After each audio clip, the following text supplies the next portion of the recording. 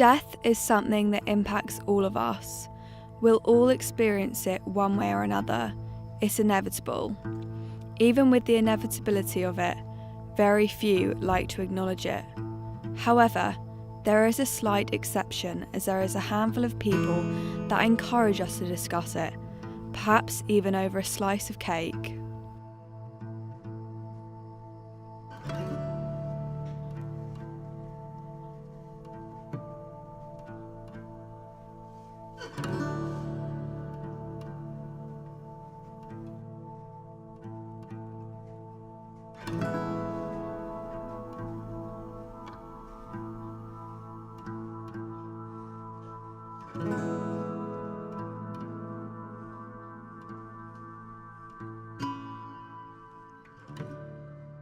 My mum was diagnosed with bowel cancer about 8 years ago now, and she got treated with chemotherapy, and it actually went away, and she had to have an operation, and that kind of didn't work. Because of the operation, the cancer had gone into like a part of the bowel that they can't remove it from, called the peritoneum.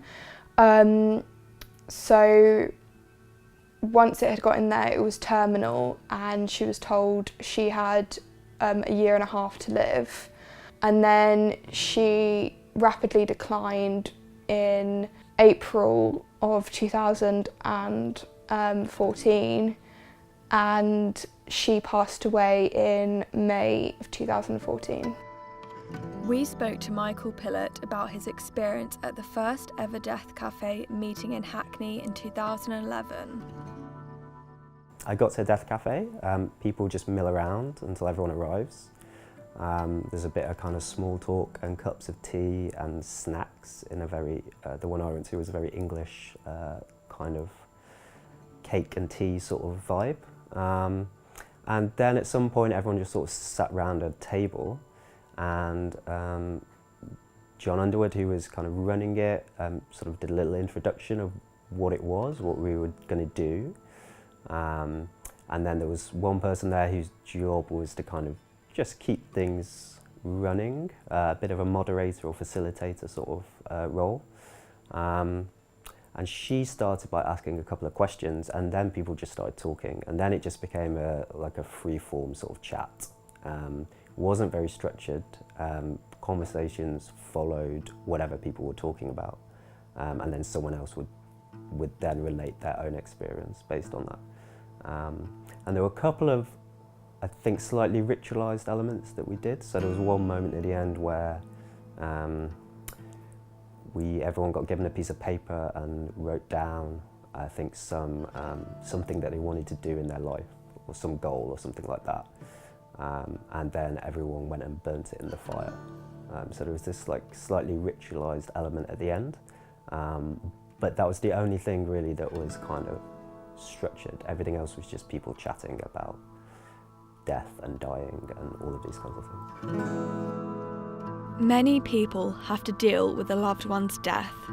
Whether it's too soon or not, how people deal and grieve differs person to person. Death cafes have allowed people to talk about death, to deal with it, or just simply learn about death. A few months down the line, probably towards a year, that's when the grieving process started, I think, for us.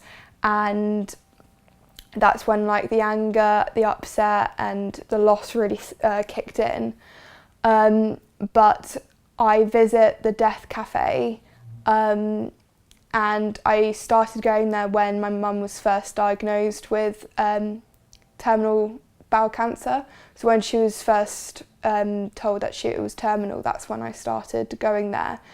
And it helps me because I deal with the process by talking about my mum and the cancer, whereas my brother doesn't. So it helps me because I go there and talk about it.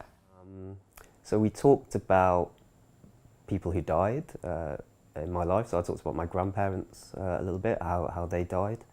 And I think after it, I felt like I got something off my chest in some way that I couldn't really have defined beforehand. Having a group of different people in a room talk about death means that there are a variety of different opinions regarding religion, life after death, and guidance by God. What the death cafes do are quite interesting in that they're a place that you can go and talk about death that isn't a church.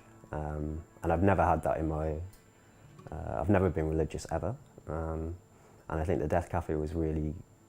What was really interesting about it to me at first was just this idea that you could go and talk about death and it was all right, and it was quite a structured way of doing it. There were people there who would help you and would give like a framework to think about this and talk about it, but not in a way that involved God. And it was the first time really that I'd seen that, so that was quite cool.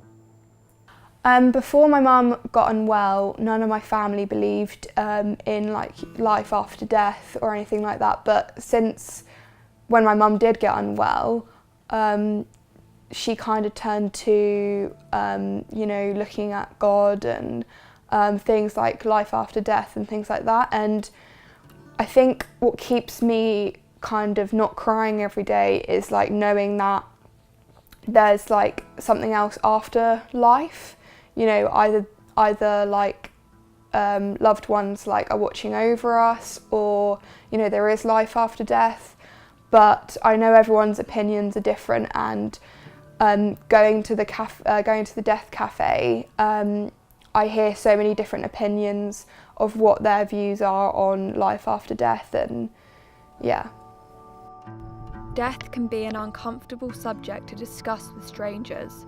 But how do people really feel about being in a room with so much uncertainty?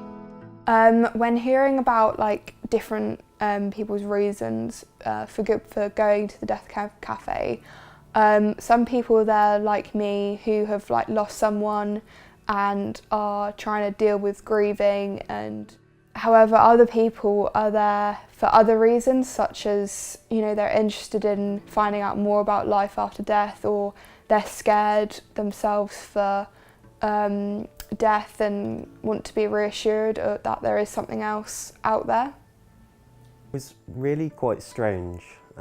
So I remember going and thinking that this was a fun thing to do and interesting and might be something quite nice to write about. And then as I was walking up to it, it was held in this little terraced house in Hackney, and I was just walking up the street to it, and it was... Suddenly I started to feel quite nervous in quite a strange way, because I didn't really know what this thing was going to be. So we were going to talk about death in some way, and there were going to be people there I didn't know. I didn't really know John, I just exchanged a few emails with him. And it was, yeah, so I started to feel really nervous, and then I got there, started talking to a couple of the strangers who were there as well, and we were all a bit sort of confused and joking and laughing actually about how weird it was. So it was a very strange feeling at first, but then it started, and then it just became quite nice. You know, it was quite serious, but not in a heavy way. It was just like a chat, and they brought cake, and there was cups of tea, and yeah, we just had a nice chat. So by the end, it was kind of a nice feeling, but it was strange at first, definitely. What's most important is that death cafes help us remember our loved ones in a warm and comforting environment. And when she got the terminal diagnosis, we were all obviously very devastated, but she was more devastated because she wasn't going to see her children grow up, not the fact that kind of she wasn't going to be here. It was more the fact that she wasn't able to see her children grow up, and she kind of really felt devastated for us three, like me, my brother and my sister. She loved Christmas time and getting presents for everyone and things like that, and especially once she got unwell, we went on loads of holidays to like make loads of memories, and my favourite holiday is when we went to Tenerife, and that was like our place and stuff, and